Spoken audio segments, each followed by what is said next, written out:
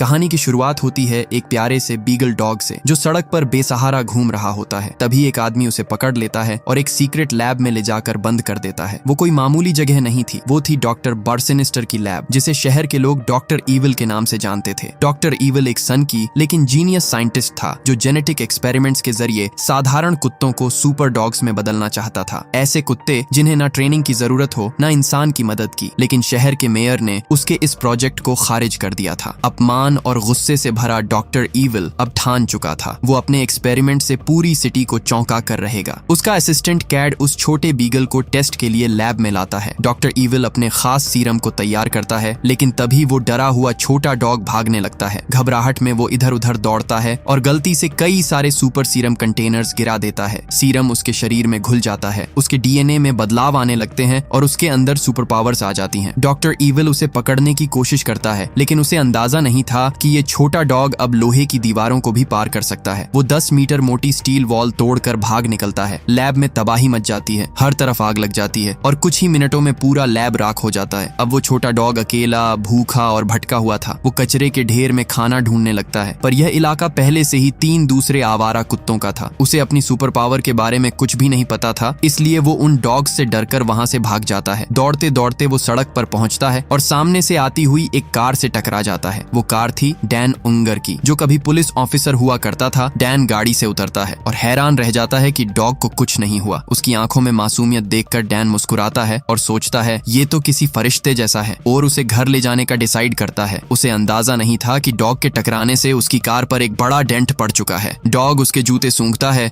और प्यार से उन्हें चाटने लगता है। दरअसल उसने सूंघकर पहचान लिया था कि यह इंसान दिल का अच्छा है। डैन को भी वो डॉग पसंद आता है। वो अपने बेटे जैक को उससे मिलवाता है। जैक अभी भी अपने पिता से नाराज था क्योंकि उसकी मां की मौत के बाद डैन ने पुलिस की नौकरी छोड़ दी थी ताकि वो अपने बेटे के साथ ज्यादा वक्त बिता सके। लेकिन हकीकत में वो अब भी अपने सिक्योरिटी गार्ड वाले काम में इतना व्यस्त थे कि जैक अपने आप को अकेला महसूस करता था। डैन उस डॉग का नाम शूशाइन रखता है क्योंकि वो बार बार उसके जूते चाटता रहता था। जैक को शूशाइन को घर में रखने में कोई दिलचस्पी नहीं थी, इसलिए जब डैन काम पर चला जाता है तो जैक भी स्कूल निकल जाता है और शूशाइन अकेला घर पर रह जाता है। शूशाइन को डॉग फूड की खुशबू आती है और वो डिब्बों का बॉक्स ढूंढ लेता है, लेकिन जैसे ही उसने डिब्बे को खोलने की कोशिश की, डिब्बा दोनों तरफ से फट गया। दीवार पर खाना बिखर गया। उसे लगा कि अब तो उसका नया मालिक उसे निकाल देगा, इसलिए उसने सफाई करने की कोशिश की। तभी घर में एक पोस्टमैन आया। आवाज सुनकर शूशाइन खिड़की से झांक कर भौंकने लगा, लेकिन पोस्टमैन ने उसे चिढ़ाया। शूशाइन ने बस जोर से भौंक दिया और खिड़की का कांच और पोस्टमैन के चश्मे के लेंस चटक गए। पोस्टमैन डर के मारे भाग गया। पोस्टमैन के जाने के बाद शूशाइन पलटा तो उसे सोफे के नीचे एक टेनिस बॉल दिखी। वो दौड़कर उसे लेने गया, लेकिन गलती से पूरा सोफा ही उखाड़ दिया। थोड़ी देर बाद जब जैक घर आया तो वो घर की हालत देख दंग रह गया। उसे लगा कि घर में चोरी हो गई है। वो गुस्से में कहता है ये सब किसने किया, और तभी उसके सामने शूशाइन बोल पड़ता है। धीमी आवाज में वो कहता है माफ करना, ये सब गलती से हुआ। जैक की आंखें फैल जाती हैं। वो अपनी आंखों पर यकीन नहीं कर पाता। शूशाइन भी उतना ही हैरान था क्योंकि उसे भी नहीं पता था कि उसकी बातें अब इंसान समझ सकता है। दोनों कुछ पल एक दूसरे को देखते हैं और फिर जोर से चिल्लाने लगते हैं। कुछ देर बाद दोनों पार्क में पहुंचते हैं। जैक शूशाइन से पूछता है बताओ तुम्हें ये सुपर पावर कैसे मिली।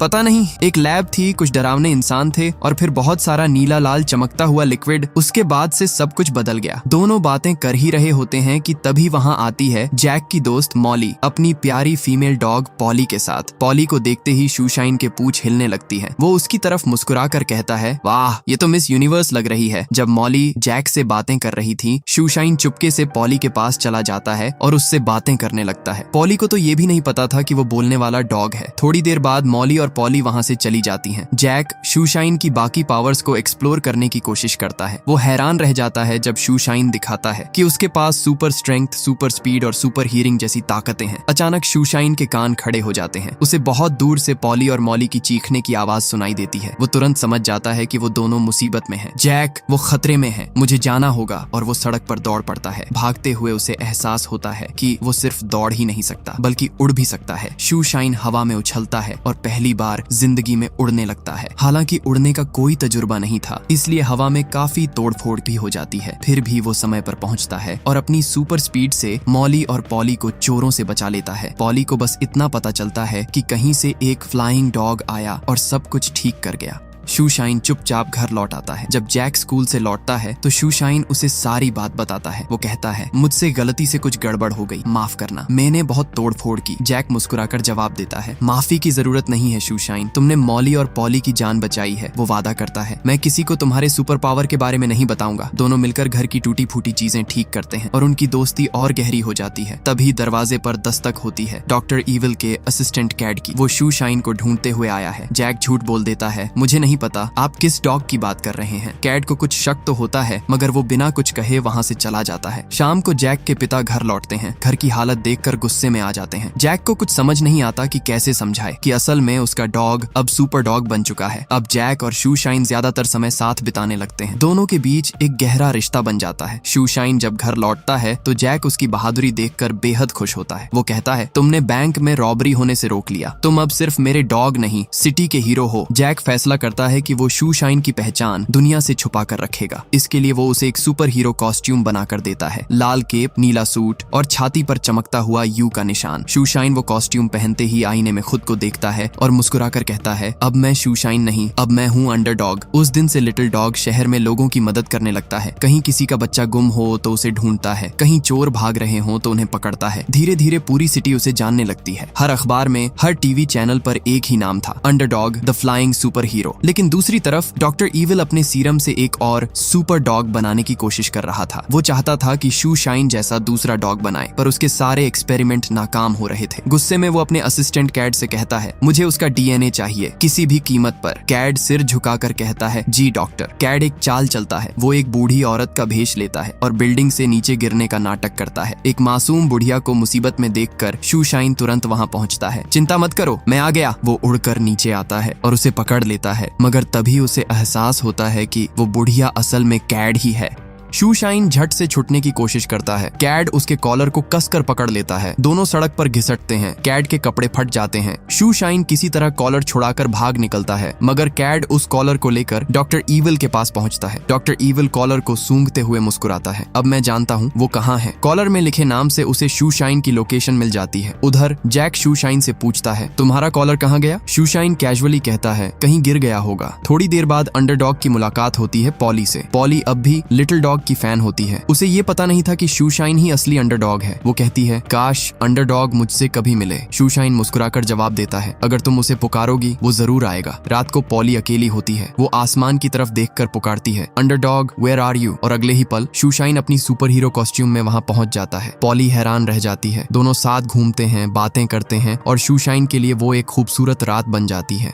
अगले दिन जैक अपने प्यारे साथी शूशाइन के साथ मॉली से मिलने उसके घर जाता है, लेकिन उसी वक्त डॉक्टर ईविल अपने साथी कैड को लेकर जैक के घर पहुंच जाता है। वो वहां जैक के डैड को बंदी बना लेता है और उनसे कहता है कि वो अंडरडॉग को बुलाए। जैक के डैड को अब तक ये नहीं पता था कि शूशाइन ही असल में अंडरडॉग है, इसलिए वो डॉक्टर ईविल की बात मानकर ऊंची आवाज में अंडरडॉग को पुकारने लगते हैं। अपने मालिक को मुसीबत में देखकर शूशाइन तुरंत हरकत में आता है। वो जैक को साथ लेकर मॉली के घर से निकल पड़ता है। आसमान में उड़ते हुए कुछ ही पलों में वो डॉक्टर ईविल के सामने पहुंच जाता है। डॉक्टर ईविल चालाक था। वो जैक को भी पकड़ लेता है और फिर शूशाइन से कहता है कि अगर वो जैक और उसके पिता की जिंदगी बचाना चाहता है तो उसे अपना डीएनए देना होगा। अपने प्यारे दोस्तों की जान बचाने के लिए शूशाइन राजी हो जाता है। डॉक्टर ईविल उसके ऊपर एक्सपेरिमेंट करता है और उसकी सारी एनर्जी को ब्लू पिल्स में कैद कर लेता है। फिर वो उसे रेड पिल्स खिला देता है, जिससे उसकी सारी सुपर पावर लॉक हो जाती है और अब वो बस एक आम कुत्ता बनकर रह जाता है। डॉक्टर ईविल यहीं नहीं रुकता। वो अपनी तीनों डॉग्स को ब्लू पिल्स खिला देता है और उन्हें भी सुपर डॉग्स में बदल देता है। अब उसका मकसद साफ था, शहर के मेयर से बदला लेना। डॉक्टर ईविल और कैड वहां से निकल पड़ते हैं और पीछे छूट जाते हैं जैक, उसके पिता